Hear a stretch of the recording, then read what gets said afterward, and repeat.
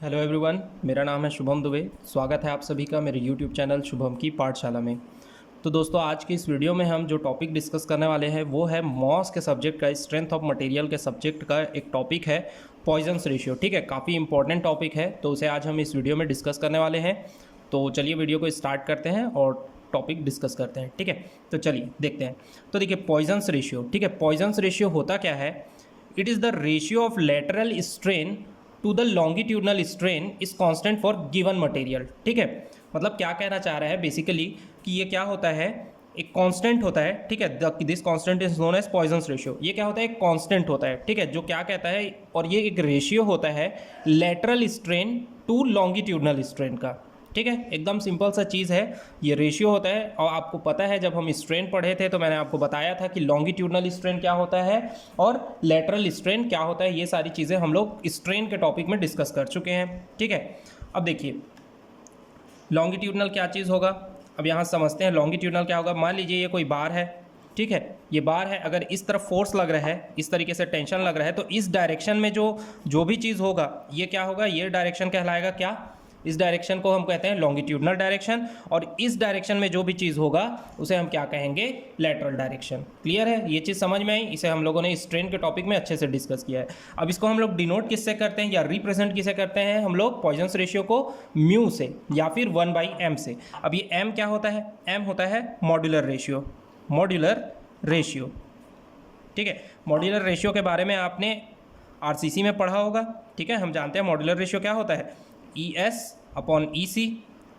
ठीक है, अब ज़रूरी नहीं है कि ES/EC ही हो, जिसका भी इलास्टिसिटी ज़्यादा होता है उसे हम ऊपर में रखते हैं और जिसका नीचे में होता है उसे, ठीक है, जिसका कम होता है उसे नीचे में रखते हैं। अब हम स्टील और कंक्रीट की बात कर रहे हैं तो यहाँ पर मैंने ES और EC ले लिया है। ठीक है, क्योंकि आप लोगों जानते भी हैं और हमें पता है कि modulus of elasticity of steel ज़्यादा होता है कंक्रीट से। ठीक है, इसे भी हम डिस्कस करेंगे जब हम इलास्टिक कांस्टेंट पढ़ना चालू करेंगे, हमारा टॉपिक स्टार्ट होगा इलास्टिक कांस्टेंट का, तब हम इसे अच्छे से डिटेल में डिस्कस करेंगे। ठीक है, लेकिन यहाँ पर आपको जानने वाली चीज़ क्या है कि पॉइजन्स रेशियो को हम किससे डिनोट करते हैं? म्यू से या फिर 1/m से। m क्या होता है? Modular ratio. क्लियर है यहाँ तक की चीज़ें? अब देखो, जो चीज़ मैंने यहाँ पर डेफिनेशन में लिखी है उसे ही मैंने यहाँ पर एक जस्ट एक टर्म में रिप्रेजेंट किया है। क्या होता है? ये रेशियो होता है लेटरल टू लॉन्गिट्यूडनल स्ट्रेन का। ठीक है, lateral strain to longitudinal strain का रेशियो होता है, और ये क्या होता है? कांस्टेंट, और वो कांस्टेंट क्या कहलाता है? म्यू। और इसी म्यू को हम क्या कहते हैं? पॉइजन्स रेशियो कहते हैं। क्लियर है यहाँ तक की चीज़ें? अब देखिए क्या कह रहा है। अब क्या कीजिए, एक सिलेंडर ले लेते हैं। ठीक है, क्या करते हैं, हम एक सिलेंडर ले लेते हैं कुछ इस तरीके से। एक सिलेंडर हम लोग ले लेते हैं, स्पेसिमेन ले लेते हैं सिलेंडर का। क्लियर है? सिलेंडर कुछ इस तरीके से होगा। इसका क्या है? ये डायमीटर है d। ये क्या है? इसका डायमीटर है d। ये लीजिए, ये डायमीटर d हो गया। और इसकी लेंथ क्या है? इसकी लेंथ है l। इसकी लेंथ क्या है? l है। अब मैंने इसमें क्या किया? कंप्रेशन फोर्स लगा दिया, इस तरीके से कंप्रेशन फोर्स लगा दिया, कंप्रेसिव फोर्स लगा दिया। जब मैं इसमें कंप्रेसिव फोर्स लगाऊंगा, इसे मैं दबाने की कोशिश करूंगा, तो इसका लेंथ क्या होगा? डिक्रीज होगा। लेंथ डिक्रीज होगा, लेकिन इस तरफ वाला हिस्सा क्या हो जाएगा? ये इंक्रीज होने लगेगा। मतलब लेटरल डायरेक्शन में इंक्रीज हो जाएगा और लॉन्गिट्यूडनल डायरेक्शन में थोड़ा डिक्रीज हो जाएगा, कुछ इस तरीके से। ठीक है, कुछ इस तरीके से हो जाएगा। ये लेंथ क्या हो जाएगा? L माइनस डेल L हो जाएगा, और ये क्या हो जाएगा? लेटरल में इसका D प्लस डेल D हो जाएगा। अब इसको समझते हैं, जैसे ये बॉक्स है, ये बॉक्स है। ठीक है, इस बॉक्स को मान लीजिए कुछ इसी सिलेंडर टाइप का है, एज्यूम कर लीजिए। अब मैं क्या कर रहा हूँ, इसमें मैं फोर्स लगा रहा हूँ, कंप्रेशन फोर्स। इधर से मैं दबा रहा हूँ तो क्या हो रहा है? ये देखिए, लॉन्गिट्यूडनल डायरेक्शन में कम हो रहा है, लेकिन लेटरल डायरेक्शन में ये इंक्रीज होते जा रहा है। ये देखिए, लॉन्गिट्यूडनल में कम होते जा रहे हैं लेकिन लेटरल में इंक्रीज होते जा रहा है। वही चीज़ हुआ है यहाँ पर भी। समझ में आ गया ये चीज़ें? अब देखिए, अब इसे मैं अगर लिखना चाहूँ पॉइजन्स रेशियो के टर्म में तो क्या होगा? -E lateral upon E longitudinal. ये लेटरल में क्या था? डायमीटर था, इसलिए मैंने यहाँ पर ED लिख दिया है, और ये लेंथ था इसलिए EL लिख दिया है।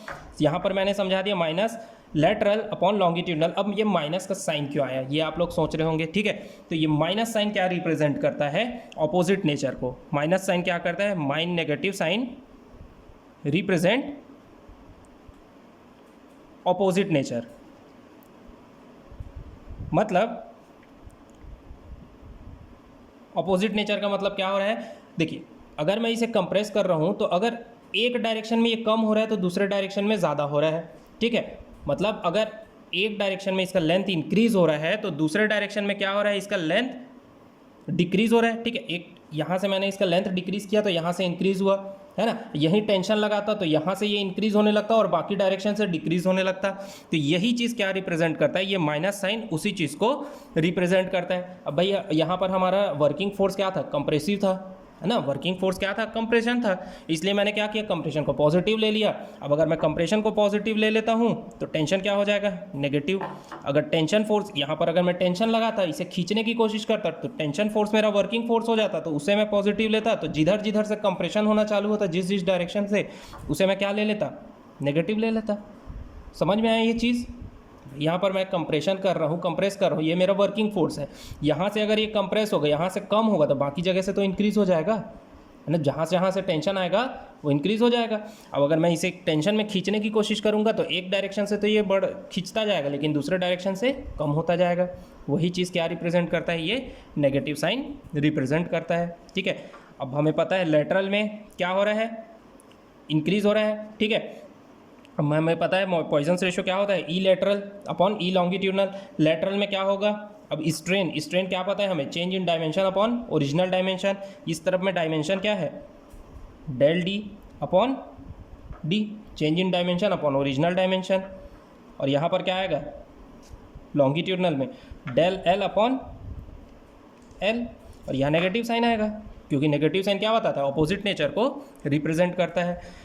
अब इसे और किस तरीके से हम रिप्रेजेंट कर सकते हैं, माइनस ई लेटरल मतलब एप्सिलॉन, ठीक है,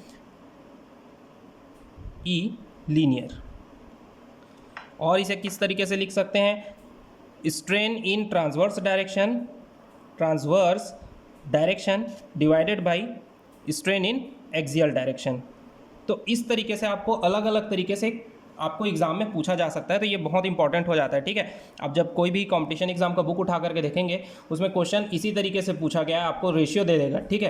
आपसे पूछेगा कि इस Poisson's ratio is ratio of, फिर उसमें दे देगा अब आपने तो पढ़ा है लेटरल बाय लॉन्गिट्यूडनल, लेकिन उसे अलग अलग तरीके से पूछ सकता है वो, या आपसे ये भी पूछ सकता है कि Poisson's ratio is the ratio of lateral to linear या फिर ट्रांसवर्स टू एक्सियल। तो इस तरीके से आपसे चेंज कर करके पूछ सकता है, तो ये सारी चीज़ें आपको ध्यान रखनी है, ठीक है। आपसे ये भी पूछ सकता है कि Poisson's ratio is a ratio of transverse to linear, ठीक है, ट्रांसवर्स टू लीनियर भी पूछ सकता है। तो ये इतनी सारी चीज़ें अगर आप याद रख लेंगे ना तो आपसे सारी चीज़ें बन जाएंगी, ठीक है। पॉइजन्स रेशियो से क्वेश्चन आपको पूछता है, बहुत इंपॉर्टेंट टॉपिक है, ठीक है। इसीलिए ध्यान से पढ़िए पॉइजन्स रेशियो को, तो ये बहुत इंपॉर्टेंट टॉपिक हो जाता है। तो यहाँ तक की चीज़ें समझ में आई कि पॉइजन्स रेशियो होता क्या है, it is the ratio of lateral strain to longitudinal strain. Lateral और लॉन्गिट्यूडनल समझ में आ गया, कॉन्सेप्ट समझ में आया आप लोगों को, ठीक है। चलिए अब देखते हैं, इसका एक लिमिट होता है, इसका रेंज होता है, पॉइजन्स रेशियो का रेंज होता है 0 to 0.5, ठीक है। पॉइजन्स रेशियो का रेंज होता है 0 to 0.5 और मैक्सिमम वैल्यू कितनी होती है पॉइजन्स रेशियो की, 0.5। अच्छा, अब कुछ बुक में आप देखेंगे जब सॉल्व करने जाएंगे तो ये 0 की जगह आपको -1 मिलेगा, ठीक है। तो वो -1 मटेरियल के लिए नहीं होता है, वो ह्यूमन टिश्यूज़ के लिए होता है, ठीक है, ह्यूमन टिश्यूज़ के लिए होता है। हम यहाँ पर बात कर रहे हैं मटेरियल की, तो मटेरियल के लिए अगर आप बात करेंगे तो पॉइजन्स रेशियो कितना होता है, 0 to 0.5 होता है। क्लियर है। और मैक्सिमम वैल्यू आपसे पूछेगा, ये भी आपसे पूछ सकता है कि पॉइजन्स रेशियो की मैक्सिमम वैल्यू कितनी होती है, तो वो होता है 0.5। और ये क्वेश्चन आपको पूछा ही गया है कि आपका रेंज कितना होता है पॉइजन्स रेशियो का, ये बहुत बार पूछा गया है, ठीक है, कि पॉइजन्स रेशियो का रेंज कितना होता है, तो 0 to 0.5 होता है उसका रेंज। क्लियर है। और ये यहाँ पर मैंने अलग अलग मटेरियल के लिए पॉइजन्स रेशियो की वैल्यू लिखी हुई है, आप स्क्रीनशॉट लेकर के इसे अपने नोट्स में नोट कर सकते हैं, ठीक है। जिसमें इंपॉर्टेंट है, इतने सारी चीज़ों में इंपॉर्टेंट कौन सा है, इंपॉर्टेंट है कॉर्क का। कॉर्क का पॉइजन्स रेशियो कितना होता है, 0। और दूसरा इंपॉर्टेंट है रबर का, रबर का कितना होता है, 0.5 होता है। और कंक्रीट का कितना होता है, 0.1 to 0.2, और एवरेज वैल्यू कितनी होती है, 0.15। स्टील का कितना होता है, 0.3। तो यहाँ पर इंपॉर्टेंट क्या है, मिनिमम किसका होता है, कॉर्क का, ठीक है। मिनिमम कितना किसका होता है, कॉर्क का, और मैक्सिमम किसका होता है, रबर का। तो ये आप याद रखेंगे, ठीक है। कुछ इस तरीके से मैंने पॉइजन्स रेशियो के सारे वैल्यूज़ को लिख दिया है, आप इसे याद रख सकते हैं। एग्ज़ाम में डायरेक्ट आपसे पूछता है कि स्टील के लिए पॉइजन्स रेशियो कितना होगा, रबर के लिए पॉइजन्स रेशियो कितना होगा, पॉइजन्स रेशियो ऑफ कॉर्क कितना होता है। तो यहाँ इस टॉपिक इसीलिए इंपॉर्टेंट हो जाता है पॉइजन्स रेशियो का, क्योंकि बहुत सारे क्वेश्चन बनते हैं, डिफरेंट वैरायटी के क्वेश्चन आपको पूछ सकता है। डेफिनेशन से भी पूछ सकता है, इनमें से भी पूछ सकता है आपको, या फिर आपको उसकी लिमिट उसका रेंज कितना होता है ये भी पूछ सकता है, मैक्सिमम वैल्यू भी पूछ सकता है, या फिर पर्टिकुलर मटेरियल के लिए भी आपको पूछ सकता है। तो ये बहुत इंपॉर्टेंट टॉपिक है, इसे अच्छे से पढ़िएगा, ठीक है। तो आज की इस वीडियो में हम लोगों ने देखा पॉइजन्स रेशियो का डेफिनेशन देखा, किससे रिप्रेजेंट करते हैं वो देखा, क्या होता है एक्चुअल में, इसका फॉर्मूला कैसे हम लिखेंगे उस चीज़ को देखा। ये माइनस साइन क्यों आता है, माइनस साइन ऑपोजिट नेचर को डिनोट करता है, ठीक है। अगर फोर्स लगा रहे हैं एक साइड से, तो अगर जहाँ से वो अगर कम हो रहा है तो दूसरे डायरेक्शन से वो बढ़ेगा, अगर एक डायरेक्शन से बढ़ रहा है तो दूसरे डायरेक्शन से कम होगा। यही ऑपोजिट नेचर के कारण यहाँ पर माइनस साइन लगाया जाता है। क्लियर है। रेंज हम लोगों ने देख लिया है, कितना रेंज होता है, मैक्सिमम वैल्यू क्या होती है और डिफरेंट मटेरियल के लिए कितना होता है, ठीक है। तो उम्मीद है आज का ये वीडियो आप लोगों को पसंद आया होगा। जितनी सारी चीज़ें मैंने आज के इस वीडियो में समझाने की कोशिश की है वो सारी चीज़ें आपको अच्छे से समझ में आई होंगी, ठीक है। फिर भी अगर कोई डाउट होता है तो आप कमेंट सेक्शन में पूछ सकते हैं, या फिर आप हमारे टेलीग्राम ग्रुप को ज्वाइन कर सकते हैं, जहाँ पर आप जो भी पर्टिकुलर सेक्शन आपको समझ में नहीं आया है उसका स्क्रीनशॉट लेकर के आप ग्रुप में भेज सकते हैं, वहाँ मैं आपके डाउट को क्लियर कर सकता हूँ। टेलीग्राम ग्रुप का लिंक आपको डिस्क्रिप्शन बॉक्स में मिल जाएगा। आप हमें इंस्टाग्राम में भी फॉलो कर सकते हैं, उसका भी लिंक आपको डिस्क्रिप्शन बॉक्स में मिल जाएगा, ठीक है। तो कोई डाउट हो तो आप ज़रूर पूछिए, और उम्मीद करते हैं आज का वीडियो आपको पसंद आया होगा। वीडियो पसंद आए तो वीडियो को लाइक कीजिए, शेयर कीजिए और चैनल को सब्सक्राइब कीजिए, क्योंकि मॉस का जो सब्जेक्ट है इसमें जितने भी सारे टॉपिक आपके एग्ज़ाम में पूछे जाते हैं वो सारे टॉपिक मैं कवर करने वाला हूँ, ठीक है। तो मिलते हैं नेक्स्ट वीडियो में नेक्स्ट टॉपिक के साथ।